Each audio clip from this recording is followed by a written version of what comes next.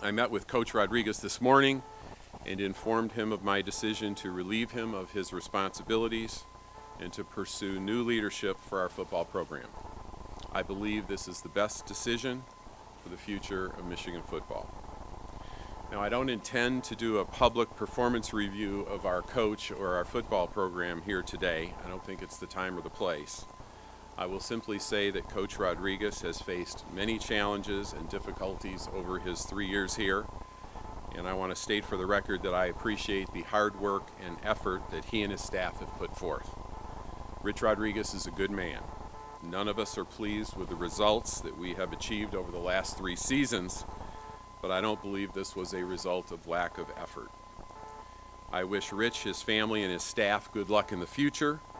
I'm confident that he'll be a successful coach at another program and accomplish many things. I now intend to conduct a national search to determine the best person to come to Michigan and lead our football program. As I look forward for the successor to Rich Rodriguez, I think it's going to be very important that that individual have a clear understanding of what the University of Michigan is all about, the high expectations that exist here, the passion that we have for football, and the results that are expected. From my perspective, if you terminate a coach in December, that's not exactly going to help recruiting. I mean, there's this idea that if you terminate a coach between the last game of the season and a bowl game, that somehow that's going to enhance your recruiting efforts. I don't necessarily buy into that. But fundamentally, my judgment was, and I said this repeatedly, was that the season ends with the last game, and every game is important.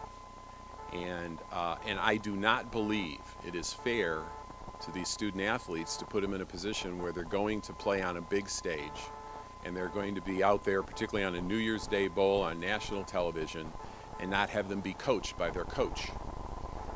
And there are clearly other programs who feel differently, and they send their team out there with interim coaches or in difficult circumstances, and I don't think you put those kids in a position where they have the best chance to win. The University of Michigan Athletic Department cannot be successful unless Michigan football leads our success. It is the primary revenue generator. It is the primary brand builder. It's the program that leads the way. We measure that a lot of different ways. We measure it by everything from our ticket sales to our suite sales to our ratings on television to the number of tickets we sell when we go to a bowl game. There's a lot of ways to measure whether Michigan football has the momentum that we need to continue to drive the growth and success of our athletic program. And so it's extremely important. And that's why I was extremely careful and deliberate in making this decision. This isn't about one particular kid we're recruiting or one particular kid on the football team. This is about making a decision that will really lay the groundwork for years to come. I understand that.